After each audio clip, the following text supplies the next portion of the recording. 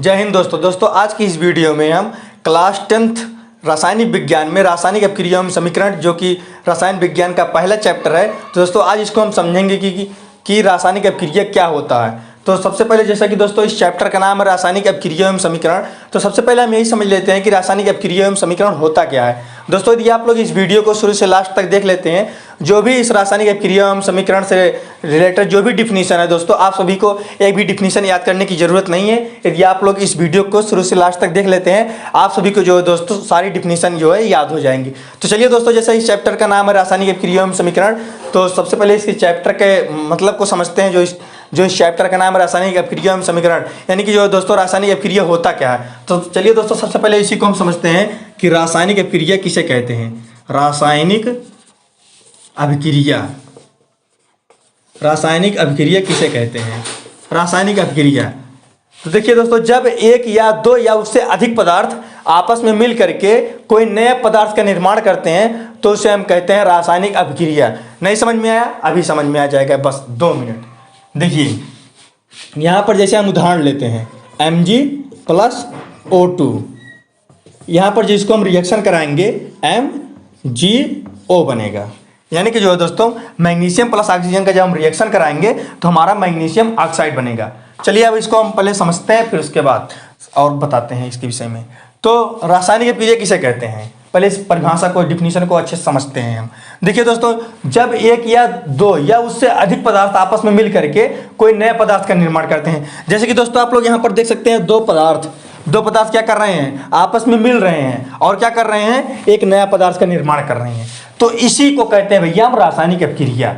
यानी कि जो दोस्तों यहाँ पर देख सकते हैं आप लोग, यहाँ पर दो पदार्थ हैं, यहाँ पर एक पदार्थ भी हो सकता है, यहाँ पर देखिए दो या दो से अधिक पदार्थ भी हो सकता है। यानी कि जो दोस्तों जब एक या दो या उससे अधिक पदार्थ आपस में मिल करके कोई नया पदार्थ का निर्माण करता है तो इसे हम क्या कहते हैं, रासायनिक अपक्रिया। आप लोग यहाँ पर देख सकते हैं सिंपल सा कि यहाँ पर दो पदार्थ आपस में मिल रहे हैं और क्या कर रहे हैं, एक नए पदार्थ का निर्माण कर रहे हैं। ये समझ में आ गया डिफिनीशन क्या है इसका, रासायनिक अपक्रिया का, केमिकल रिएक्शन।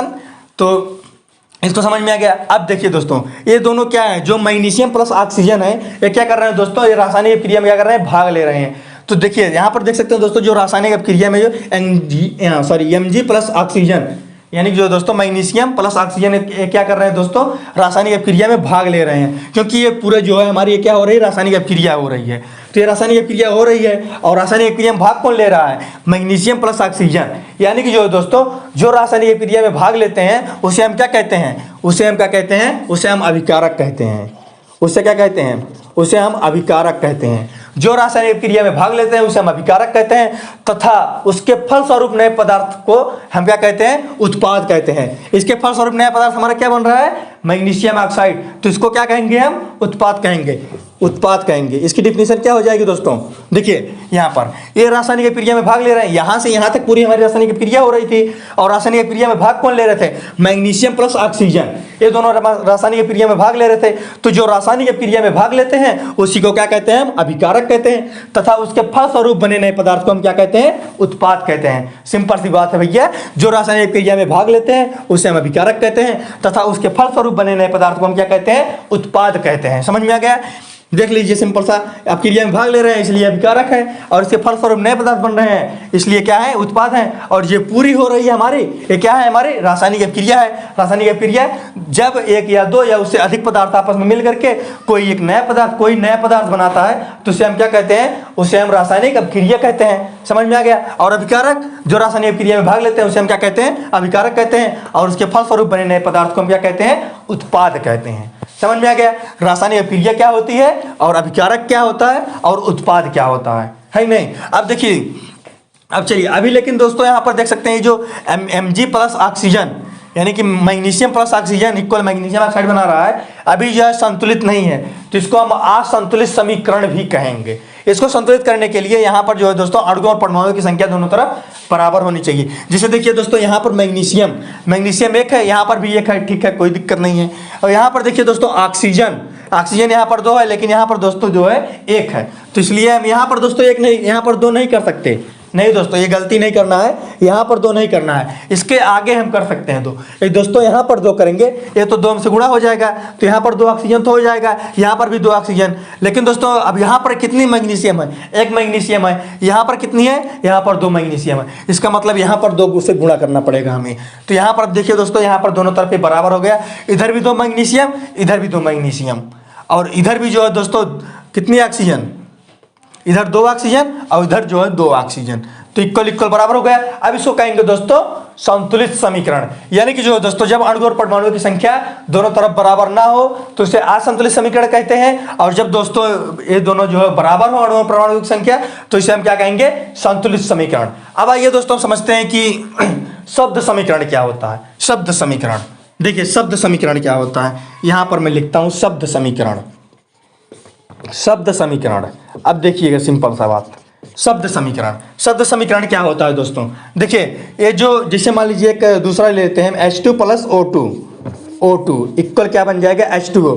अभी भी जो है दोस्तों यह संतुलित समीकरण नहीं है, अभी यह असंतुलित समीकरण है। इसको संतुलित करने के लिए हमें इसके अणु और परमाणु की संख्या दोनों तरफ बराबर करनी होगी। जैसे यहाँ पर 2H है, यहाँ पर भी 2H है, ठीक है, कोई दिक्कत नहीं। यहाँ पर लेकिन देखिए दोस्तों 2 ऑक्सीजन है और इधर कितना है? 1 है। तो यहाँ पर दोस्तों हम 2 करके बराबर नहीं करेंगे, इसके हम आगे करेंगे। यहाँ पर यदि यहाँ पर 2 करेंगे तो यहाँ पर तो 2 हो गया, लेकिन अब देखिए दोस्तों यहाँ पर 2 दूनी 4, इधर 4 हाइड्रोजन हो गया, 4 हो गया ना, लेकिन इधर कितना है? अभी इधर 2 हाइड्रोजन है। यदि इधर भी 2 से गुणा कर देंगे तो इधर भी जो है दोस्तों क्या हो जाएगा? 4 हाइड्रोजन हो जाएगा। अब देखिए दोनों तरफ बराबर है, 2 दूनी 4, 4 हाइड्रोजन, 2 दूनी 4, 4 हाइड्रोजन, 2 ऑक्सीजन, 2 ऑक्सीजन। और इधर ए वाला क्या है? पूरा ए वाला हमारा अभिकारक है और ए वाला क्या है? उत्पाद है। यानी जो दोस्तों जो बाई साइड रहता है उसे हम क्या कहेंगे? उसे अभिकारक कहते हैं। यानी जो बाई साइड रहता है वो अभिकारक होता है, और जो रासायनिक क्रिया में भाग लेता है उसे हम अभिकारक कहते हैं। आप सभी को अभी थोड़ी देर पहले हम बताए थे। और इसके फलस्वरूप जो नया पदार्थ बनता है वो उत्पाद होता है। लेकिन अभी जो दोस्तों हम समझने वाले शब्द समीकरण क्या होता है। देखिए शब्द समीकरण क्या होता है दोस्तों, ये जो हाइड्रोजन है ये क्या है? ये जो H2 लिखा गया है इसका प्रतीक है, ये हाइड्रोजन का प्रतीक है, हाइड्रोजन का प्रतीक है जो H2 लिखा गया। जो ये O2 लिखा गया है किसका प्रतीक है? ये ऑक्सीजन का प्रतीक है। और जो इधर जो पूरा क्या बन रहा है, ये H2 + O2 मिलकर के क्या बन रहा है? जल बन रहा है। H2 + O2 मिलकर के क्या बन रहा है? हमारा जल बन रहा है। तो इसको किसके प्रदर्शित कर रहे हैं? यदि इसी को जो है दोस्तों हम शब्द द्वारा प्रदर्शित कर देंगे तो क्या हो जाएगा? हमारा शब्द समीकरण हो जाएगा।